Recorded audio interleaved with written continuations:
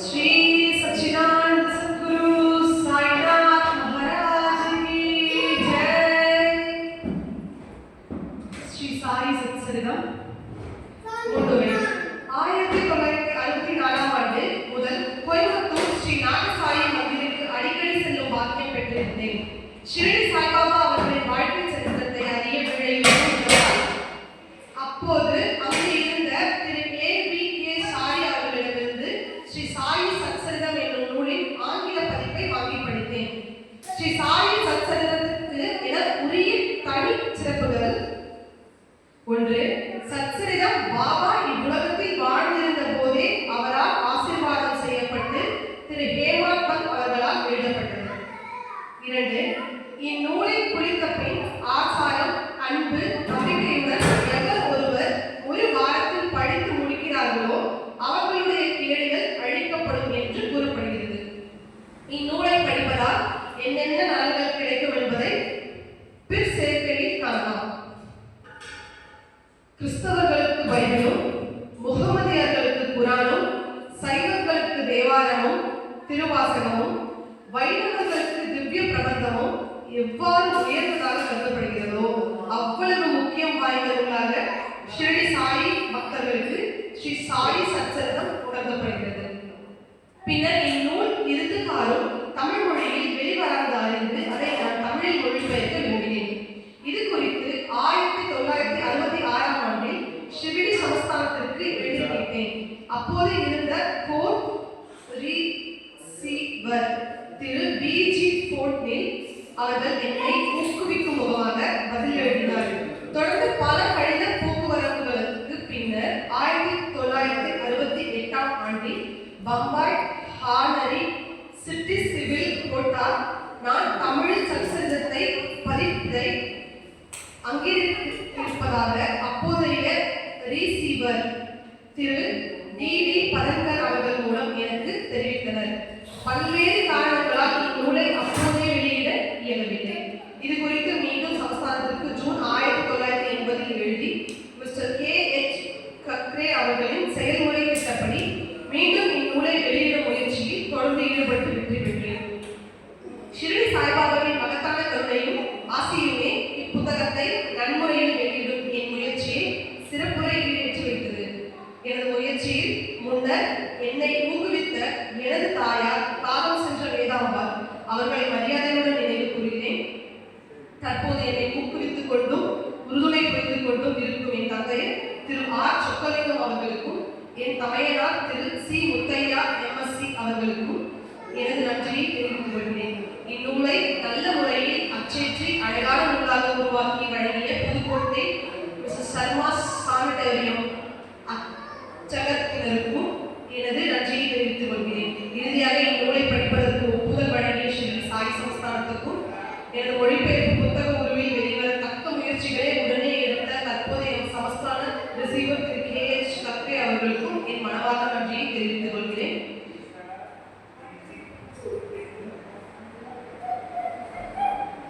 श्री सच्चिदानंद सद्गुरु साईनाथ महाराज की जय.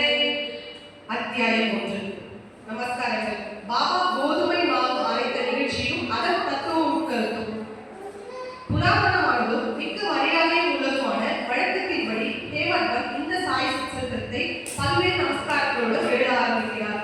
முதலில் எல்லாவித இடையூறுகளை நீக்குதல் பொருட்டாகவும் தன் பணி வெற்றியவும் 5 கரத்தனை ஞான முகத்தனை மிக்க பணியுடன் தலை தாழ்த்தி வணங்குகிறார்.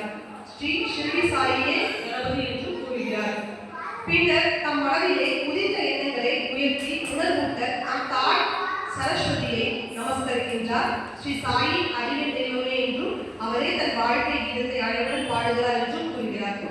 ஆக்கல் காத்தல் அழித்தல் என்னும் முத்தொழிலின் முறையே நிகழ்த்தும் பிரம்மா விஷ்ணு சங்கரர் ஆகியோரையும் வணங்கி சாய்நாதர் அவர்களுடன் ஒன்றானவர் என்றும் சம்சாரம் என்னும் ஆற்றினை நாம் காண்ட நம்மை சுமந்து செல்ல வல்ல மாபெரும் சத்குரு என்றும் விடவு என்றும், பின்னர் பரசுராமரால் கல்லென்று உயர்த்தப்பட்ட கொங்கண தேசத்தை அவதரித்து தம்மை காக்கும் தம் குலதெய்வமான நாராயண ஆதிநாத் மற்றும் குடும்பத்தின் ஆதி புருஷரையும் நமஸ்கரித்து, பின்னர் தனது கோத்திரத்தில் அவதரித்த பரத்வாஜ முனிவரையும் பல்வேறு ரிஷிகளான யக்ஞவல்யர், பிரு, பராசரர், நாராயண வியாசர், ஜனகர், ஜனந்தரர், ஜனத்குமாரர், சுகர், சௌனகர், விஸ்வாமித்திரர், வசிஷ்டர், வால்மீகி, வாமதேவர், ஜெயந்தி, வைசம் பாயனர், நவயோகி தேவ் முதலியோரையும் நவீன மகான்களாகிய நிவೃತ್ತಿ, ஞானதேவர், சோபான், முத்தாபாய், ஜனார்தனர், ஏக்நாத், நாமதேவர், துகாராம், கனகர், நரஹரி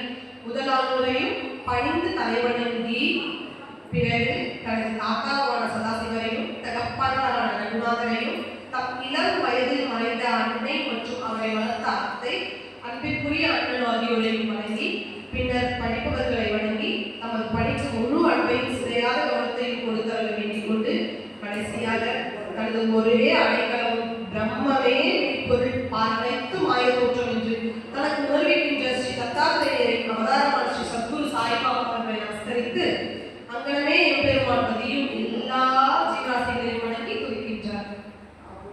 பராசர், வியாசர், சாண்டில்யர் முதலியோர் கருத்தின்படி பக்தியால் பலகால் துதித்தவற்றை சுருக்கமாக கூறிய பின்பு ஆசிரியர் பின்வரும் நிகழ்ச்சியை விவரிக்கிறார்.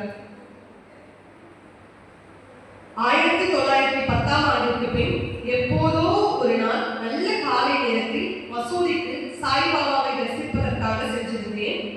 பின்வரும் நிகழ்ச்சியை கண்ட நான் ஆச்சரியத்தால் தாக்கப்பட்டேன்.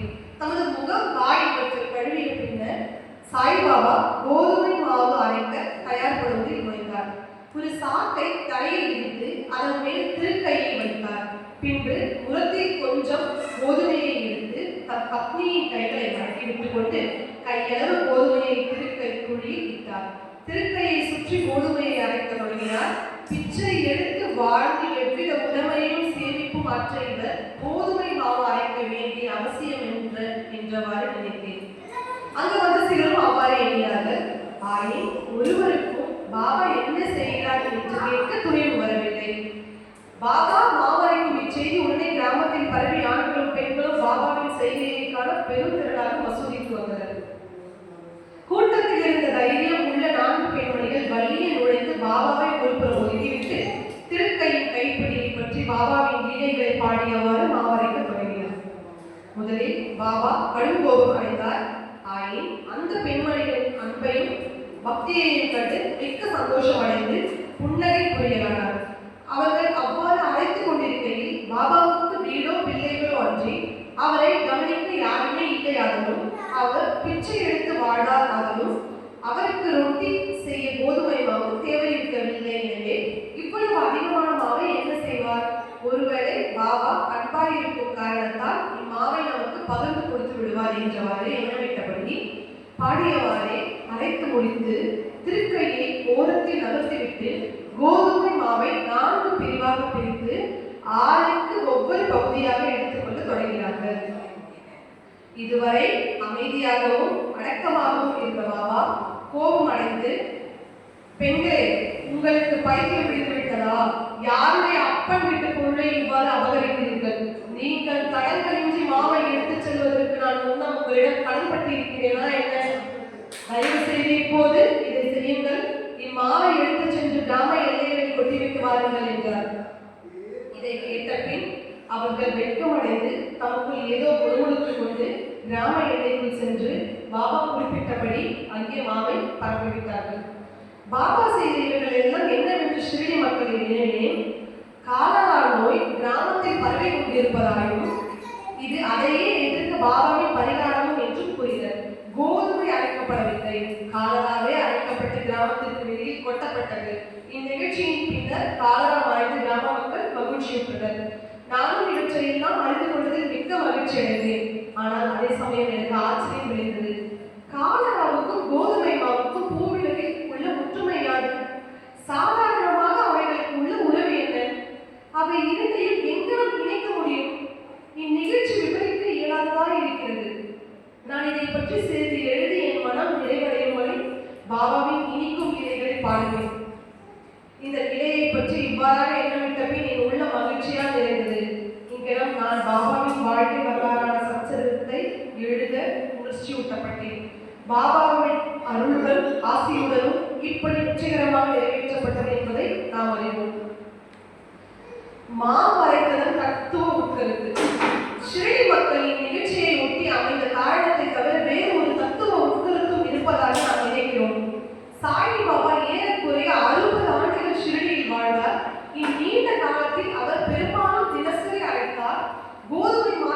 அன்று பாவங்கள் உள்ளம் உடல் ஆகியவற்றின் துன்பங்களையும் கணக்கில்லாத தன் அடியவர்களின் துயரங்களையும் அரைத்து தீர்த்தார். கர்மம், பக்தி என்ற இரண்டு கற்கள் அவர் திருக்கையில் இருந்தது. முன்னது கீழ்கல்லாகும், பின்னது மேற்கல்லாகும். கர்மம் கீழ்கல்லாகும், பக்தி மேற்கல்லாகும். பாபா பிடித்து அரைத்தபடி கைப்பிடி ஞானமாகும். சத்துவம், ராஜசம், தாமசம் என்ற முக்குணங்களை சேர்ந்த நமது எல்லா உணர்ச்சிகள், ஆசைகள், பாவங்கள், அகங்காரம் இவைகளை நிகழ்ந்துளாக்கி முன்னோடி வேலையாக அழைக்கப்பட்டாரன்றி ஞானம் அல்லது தன்னை உணர்தல் என்பது முடியாது என்பது பாபாவின் உறுதியான தீர்ப்பாகும். இக்குணங்களை தள்ளிவிடுவது அத்தகைய கடினமானது. ஏனெனில் அவைகள் அவ்வளவு நுட்பமானவை. கபீரின் ஒரு நிகழ்ச்சியை ஞாபகமூட்டுகிறது. ஒரு பெண்மணி சோளத்தை அரைத்துக் கொண்டிருப்பதை பார்த்துவிட்டு அவர் தன் குரு தீபக் ரஞ்சனரிடம் திருக்கையில் இடப்பட்ட சோளத்தை போன்று இவ்வுலக வாழ்க்கை என்னும் திருக்கையாலே ரசிக்கப்படும் போது நான் 50 நாள் அழுகிறேன் என்று கூறினார். தீபக் ரஞ்சனர், பயப்படாதே, நான் செய்வது போல் இத்திருக்கையில் உள்ள ஞானம் என்னும் பிடியை பிடித்துக்கொள், அதிலிருந்து நெடுந்தூரம் சென்று தெரியாதே, ஆயின் உட்புறமாக திரும்பு, அப்போது நீ காப்பாற்றப்படும் நிச்சயம் என்று பதில் அளித்தாராம். அத்தியாயம் 1 இனிதே முடிவடைகிறது. ஸ்ரீ சாயியை பணிக. அனைவருக்கும் சாந்தி நிலவட்டும். ஸ்ரீ சமர்த்த